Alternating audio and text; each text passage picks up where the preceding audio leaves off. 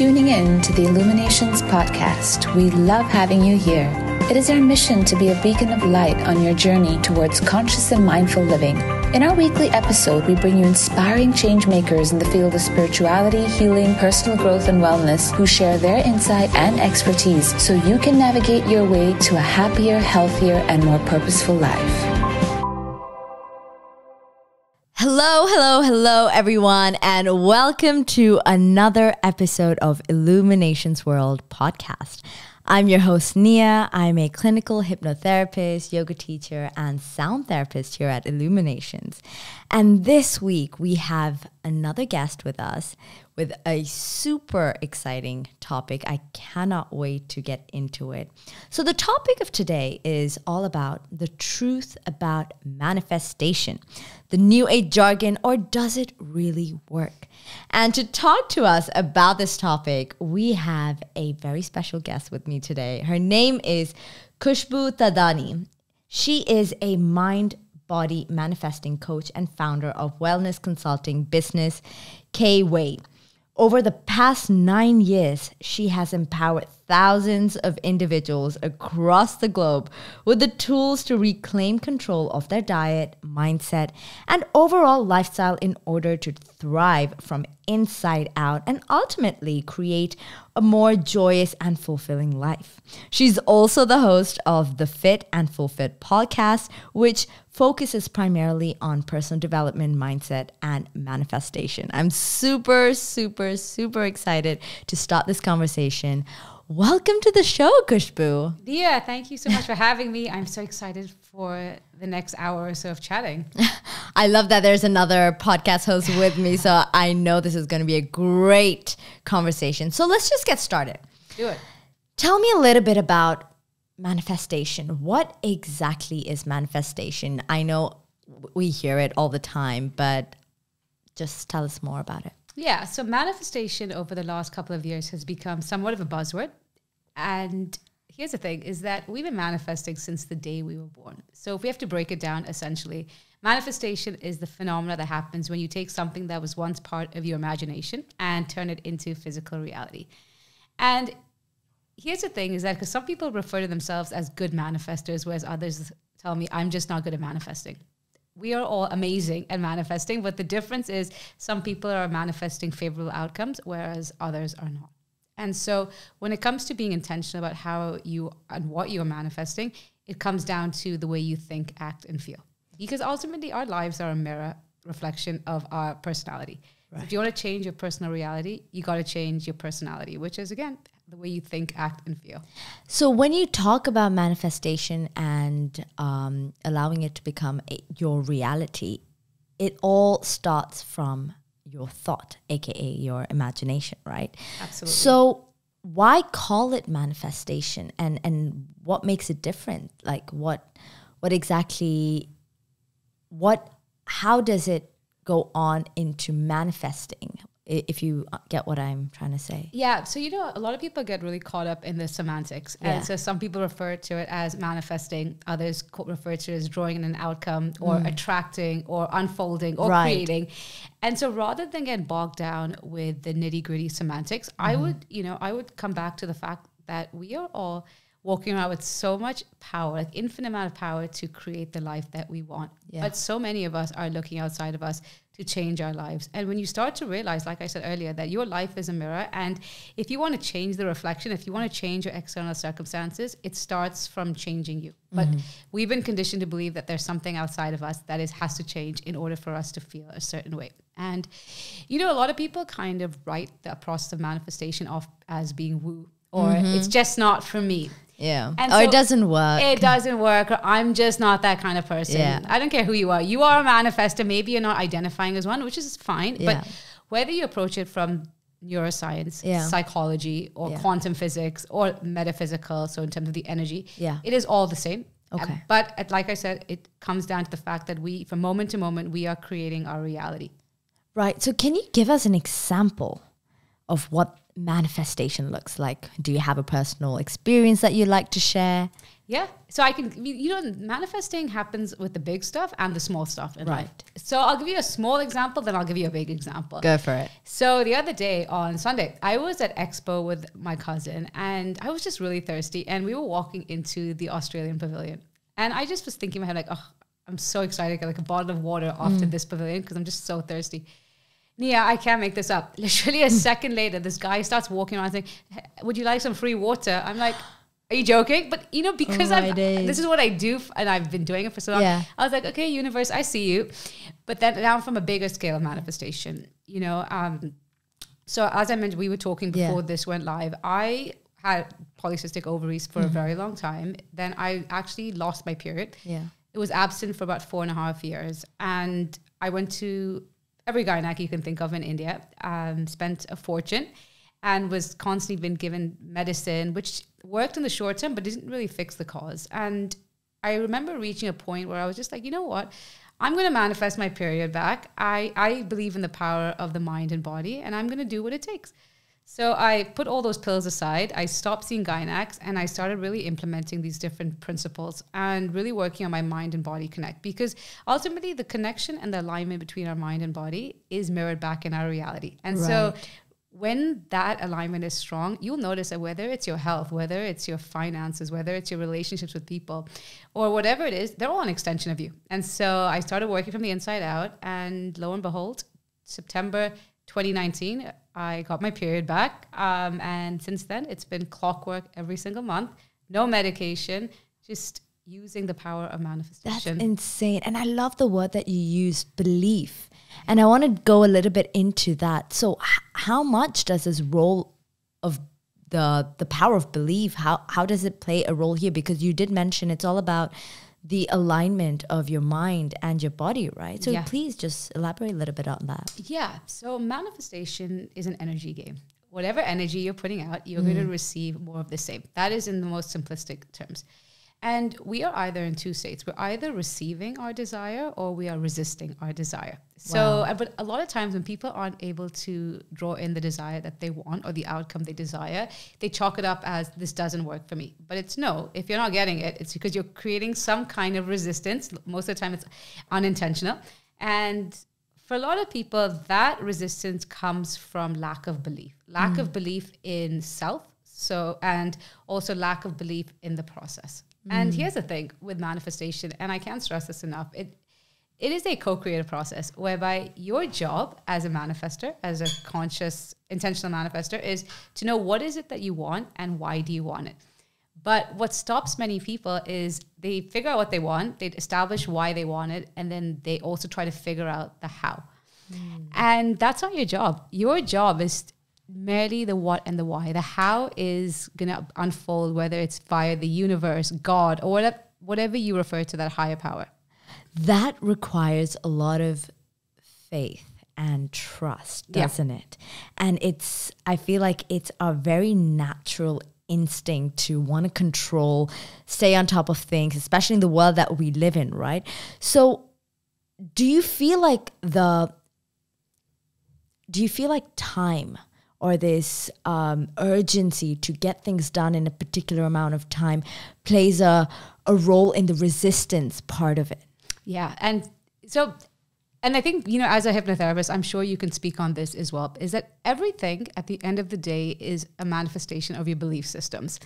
And so when we have this impatience or this time urgency, it stems from a belief of fear. Because if you, deep down in your heart, you knew it was happening, you wouldn't care when it was happening because you already knew it. You already had the confirmation. I love that. And so when you're struggling to have faith or you find yourself getting impatient, what I would say is breathe firstly. And rather than try and say, I'm manifesting this, it has to happen, focus on your internal stability, the way you're feeling. Because a lot of times in that energy of impatience and panic, that's a very resistant energy, and it's coming from a place of control and micromanaging. And when you're overly controlling and micromanaging your circumstances, because remember, you're communicating to the universe with your energy. So you could be saying, I really want to meet a partner or whatever. But if you also come in place with when's he going to come, energetically, you are putting out this energy of control. And so the universe steps back. But when you can lean into trust, the same way you would trust a friend, the universe is like, okay, well, she really is relying on me. So I got to show up and I got to deliver. And that's when the magic unfolds. And so this is where the hardest part about manifesting is the trusting aspect and letting go and surrendering and detaching from the outcomes. I love that. And it just reminded me about something that I experienced, because I told you off when we right before we started that I always wanted to do a podcast. I just didn't know how. But I just knew deep down it would happen. Yeah. So I didn't know what the route was. I didn't know when it was going to happen. I just knew, you know what? I know it's going to happen. I just don't know when. But it's crazy how, as long as it's in the back of your head and you, like you said, you just trust and you just trust the universe, everything just aligns. And here I am today on the show, which is very interesting. So I want to talk to you a little bit about the do's and don'ts of manifestation. So what would you say are the do's and don'ts? So when people talk about manifesting, a few things come to mind. So that involves vision boarding, affirmations, scripting, which are all wonderful techniques in itself. But manifestation is a reflection of who you are being, not what you're doing. And so even though you might be spending 20 minutes in the morning and 20 minutes in the evening writing down your gratitude and looking at your vision board, but if the rest of the day you're living in a place of lack or feeling not good enough, or you are constantly doubting the process, that is what you're manifesting on, because we manifest based on how we're showing up 51% of the day, so a majority of the day. Wow. So that's the first thing I would say is, rather than pay so much attention to trying to do all the things, because again, remember, you're communicating with your energy. So when you're trying to vision board, repeat your affirmations like all day, when you are scripting all day, the energy behind that is control, right? So that's the first thing, is focus on who you're being as a person. The second thing I would also say is change the questions you're asking. Because I think it was Tony Robbins who said this, is that the quality of your life is determined by the quality of questions you ask yourself. And so many times people are walking around with a victim mindset. Why is this happening to me? And oh my God. This is like I said, it's an energy game. And when you're operating from a state of helplessness and victim, you're literally energetically communicating, I don't have any power and control over my life. And that is the lowest vibration to be operating out of. And again, that creates so much resistance. So rather than say, why is this happening to me? How can I grow from this? That switch is literally shifted your energy from a place of helplessness to empowerment. Right? Wow. And so I'm just thinking about people, let's say people who are in that very low state of mind already. Yeah, they are very helpless. They probably lost a job, or, their business run down and whatnot. When you're in that state of mind and you cannot think positively, how do you then get out of that space? Yeah, because, when we're in that space where we just can't think positively, and understandably so, it's because we've created so much momentum in that negative direction. Yeah. And so rather than say that, okay, I feel it's so unfair, I've lost my job, to, oh my God, I'm so grateful I'm unemployed, because that's ridiculous, right? You can't, but it's just reaching for a better feeling thought. And the more you reach for better feeling thought at that moment, that's how you start to shift the momentum in the other direction. Can you give us an example? So rather than feel the fact that, okay, let's say the worst thing is, oh, it's so unfair, I've lost my job, to something as simple as, maybe there's something better out there for me. Or, a lot of times when we face these obstacles, they usually are, I think Gabby Bernstein said this, obstacles are a detour in the right direction. And what I would also suggest is, using the power of hindsight, and just think of a time in your life where something at the moment seemed terrible, but when you look back, you're like, oh, thank God that panned out the way it did. Because we all walk around with so much evidence that, okay, sometimes things work out better than we could have fathomed. But if in that moment, when we start to react to our circumstances, that is, again, we're giving up our power, And so, choosing to respond and say, okay, what is the meaning I can attach to this situation? That is if you ask me, what is my number one tip for manifesting is, firstly, respond rather than react. And let me explain that, because everything we're living today is a manifestation of the past thoughts, actions, and belief systems and the way we felt. Absolutely. But if you react to it, you're activating that more of that reality. But if you don't, that reality is dead. It's happened. It's a reflection. And now you can but by choosing to respond and by changing the meaning you're attaching to that circumstance, that is how you can now shift your position and your point of attraction to manifest something better. Right. And that's why I think, awareness is so important and really understanding the process. Because if you're just continuing to live the way you've always lived, which is very comfortable, living on autopilot, that's fine, but don't expect your life to change. Because also when you expand your level of awareness, you can expand your perspective, you change your perception, and as a result, your actions and your results will reflect that. Absolutely. I couldn't agree more. I also wanted to touch base on this concept of surrender in all of this. So funny you asked me that. I literally a couple of days ago, I recorded a episode of my podcast all about surrendering and detaching from the outcome. So I have a lot to say about this. Please do. Surrendering is the hardest but most important step when it comes to manifesting. So like I said, is that when it comes to manifesting, your job is to figure out what it is, why do you want it, and then you got to surrender the how. Let go of how you think it's going to unfold. And a lot of times people struggle to let go and surrender is because, number one, as humans, we like to know what's coming because it gives us that sense of control. Yeah. Especially as safety is one of our most basic primal needs. When we are living in uncertainty, it's a threat to our safety. 100%. So that's number one. But then secondly, it's about realizing that surrendering is not the same as giving up. Surrendering, the way I look at it, it's turning over the outcome to a power greater than yourself. Whereas giving up is living from a place of defeat. It's if you ask me, people say surrendering is a sign of weakness. I think it's the biggest act of strength. When you can shut your ego down and realize that you don't have the answers nor are you expected to. And when you hear the phrase detaching from an outcome, is why we struggle to detach from an outcome is because part of our mind thinks if I detach from the outcome, it means I don't want it and therefore I'm not going to get it. Yeah. But the way I look at detaching from an outcome is detaching from that outcome to unfold before you allow yourself to feel whatever emotion is tied with that desire. So let's say that you're trying to manifest money. Is if you're constantly waiting for that money to hit your bank account before you start to feel abundant and joyous, you're going to spend the rest of your life waiting because waiting only attracts more waiting. But when you can start to say, okay, I can't see the money yet, but what are other ways in my life that I feel abundant and really get into that energy, and that is how you actually become an energetic match to manifesting. And this is another thing when it ties in with what I said earlier about being versus doing when it comes to manifesting. You have to embody the reality that you're trying to create. And so if you're living from a place of lack, but you're trying to manifest more money, for example, it's not going to happen because the energetic misalignment is too strong. Absolutely. And another thing is, because I work with a lot of clients on manifesting healthier relationships, whether it's romantic or friendships. But if you're here living from a place of self-deprecation, loathing on yourself, is you're trying to attract more love into your life, but you're coming from a place of self-hate. Again, that misalignment is creating resistance. It makes so much sense.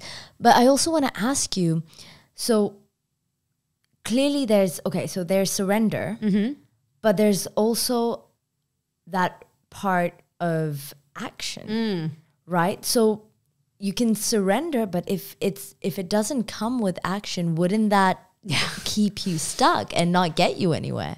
So here's the thing is that, we've been programmed to have these all or nothing mindsets. So either I'm doing everything or I'm not doing anything. Yeah. But no, you got to find that middle ground is the first thing. And secondly, manifestation is not a passive process. So just because you've surrendered, you can't just be watching Netflix all day. You got to take some kind of action. But there are two kinds of actions. Most people take forced actions to try to make things happen, right? And when you're coming from a place of force and control and micromanaging, it's only pushing away that desire. It's more resistance. But instead, taking action from a place of inspiration. So it's known as inspired or aligned action. Oh, I love that. And so if you look at the word inspired, all it means is it stems from the phrase in spirit. So being in alignment. And so when it comes to being in alignment, it's taking action from a place of intuition. So, let me just walk you through a few steps of manifesting so you can just see how it ties together. Please do. So first and foremost, you got to get clarity and decide what is it that I want to manifest. Okay. And then secondly, it's about clearing out the resistance. So when I say clearing out the resistance, it is working through your emotional baggage that we all have from our past. It is working through your limiting narratives, the stories you tell yourself, your limiting beliefs, your fears, your insecurities, your doubts. So once you've cleared that resistance, then it's about managing your internal state. And so when I say managing your internal state, it starts with regulating your nervous system and coming from a place of calm, because when that's energy of calm, that is when you are most receptive to your intuitions, guidance. And based on that guidance is where you take action. And then once you've taken that action, you got to live in the end and trust that it is done. It is done. It is done. It is done. And that is how you can now tie all these different factors together. So yes, you are taking action, but you're not taking random action. You're taking action that feels good, that comes from a place of alignment and knowingness, but then also letting the universe do its job. Oh my God. I am in awe with what you just said, because this is exactly what I tell my clients, but in a completely different perspective. But amazing. It beautifully aligns well. So the points that we covered is A, clarity. Yep. B, clearing resistance, limiting beliefs, and so on. C, managing internal system, which means your energy around it. And finally, it comes down to the action. So when if we were to look at the psychological or the hypnotherapy side of things, what I always tell my clients when it comes to dealing with anything, it always starts with a thought. Yeah. And then it goes down to your emotions. And your emotions affect your energy, and your energy then affects the way you act and your behaviors and so on. Absolutely. And it's crazy how we're both in different professionals, or like in different work areas, but we're in a way saying the exact same thing because it is the truth. Like there's the underlying truth when it comes to healing. This is it. And this is something I mentioned at the start as well, Nia, is that we just have so much power, but we're not tapping into it nearly enough. Like there's this book, have you read it? Psycho-Cybernetics? No. Given the field of work you're in, I think you would really enjoy it. It's by an author called Maxwell Maltz. And he talks about how powerful your thoughts are and your belief systems and your self-concept, the way you perceive yourself. And, a lot of times I hear people say that, oh, I always procrastinate. What's wrong with me? But it's not that you always procrastinate, but it's probably deep down you believe you're not worthy of the outcome you're trying to create. And so because that is the story you're telling yourself, you'll keep finding ways to push away taking that action, which will help you get that desire. Oh my God, that's so, especially when it then it becomes part of your identity. And as human beings, what we do is we protect our identity as much as we can, right? I love this. I love the points that we've covered. And I want to touch base on, okay, let's say to our viewers who are just listening to this right now and they want to get started and they want to make the first move, first step. What do they do? How do they go about it? What are your advices? The first thing I would say is try to gain some knowledge in this space. Okay. And when I say that is, right now we are bombarded and flooded with so much conflicting advice, and it's information overload, and it can get very overwhelming to decipher what is right, what is wrong.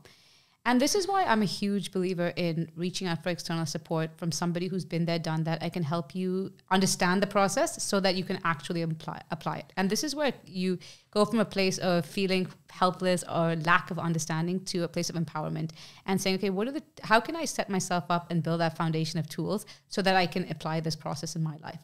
And the way I look at reaching out for external support, I know a lot of people struggle to do so because it's very vulnerable, is think about it as you're in Disney. You can either queue up and wait hours to get to that ride, or you can pay for fast track and actually get in the ride much quicker.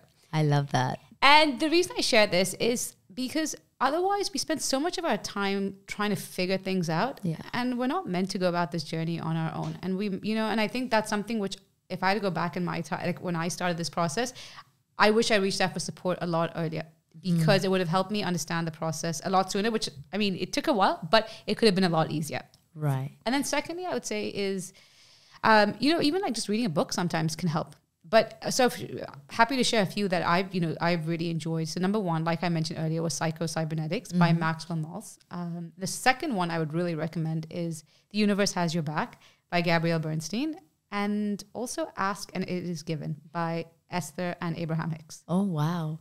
What are your thoughts on law of attraction? Yeah. So law of attraction, plays a pivotal role in manifestation. And a lot of people think that manifestation is purely the law of attraction. Yeah. So the same way we have scientific laws which govern our world, such as the law of gravity, that are always working, whether or not you understand it, these scientific laws exist. That is the same that applies to universal laws. So different universal laws which govern our universe. So the law of attraction is one of them, but there's so many others that are governing our world. And the more we understand them, the more we internalize them, the more we can apply them and leverage them to our advantage. So yes, the law of attraction is really pivotal in the sense that whatever energy you're putting out, you're going to receive more of the same. But there's so many other universal laws which come together to help you manifest the reality you're after. Wonderful. Wow. I absolutely love this conversation. I could talk about this stuff for hours. I can imagine, but unfortunately we've come to an end. So before we finish off this episode, do you have any last words for our viewers? I have a lot of last. No, I'm kidding. The first thing I would say is when you're on a journey to manifest a better life or better circumstances for yourself, start to appreciate the life you have now. Gratitude is the quickest way in which you can manifest your desire, because gratitude is the highest vibration we can be operating out of. And so many of us are unknowingly functioning from a place of scarcity. And so when you can just find ways to feel abundant in your current reality, you will find that your life starts to mirror more reasons to feel abundance. And secondly, really prioritize your habits, because your habits establish how you feel, and however you feel is what you keep manifesting more on. So really take a deep dive and take inventory and say, what are my current habits? So that starts with the foods I'm eating, how I'm starting my day, the conversations I engage in, the people I spend my time with. How are they making me feel? Are they draining my energy, or are they helping me become the best version of myself? Because ultimately those habits are the starting point of everything that you're creating. And so when you can build better habits, that is how you start to build a better life. And just one last thing before we finish, what tips or what advice do you have on people who have resistance to change? I would say try and identify why you have that resistance to change. And everything comes down to the meaning we attach to it. And so many of us look at change from a negative light, but really say, okay, what is the cost of my life staying exactly the same in 5 years' time? Because when you can look at that and if you are okay with that being the case, then great, then you can continue resisting change. But otherwise, I would say, okay, how can change actually enhance your current life? Thank you so much, Khushbu. It was such an honor to have you here, and I absolutely love this conversation, and I look forward to speaking to you soon and hopefully have you on for another show. Thank you so much for having me. It was just such an insightful conversation, and like I'm going to keep saying, and I'm going to sound like a broken record, we just have so much power, and we got to learn how to tap into it. And there's nothing we can't be, do, or have, but we just have to be brave enough to show up accordingly. Well, thank you to all our viewers for tuning in today, and I hope to see you for our next episode with another speaker. Until then, stay safe, take care, and live life. Thanks so much for listening. If you enjoyed this episode, we'd love to have you tune in again next week as we discuss more engaging topics on relationships, health, career, self-care, and spirituality.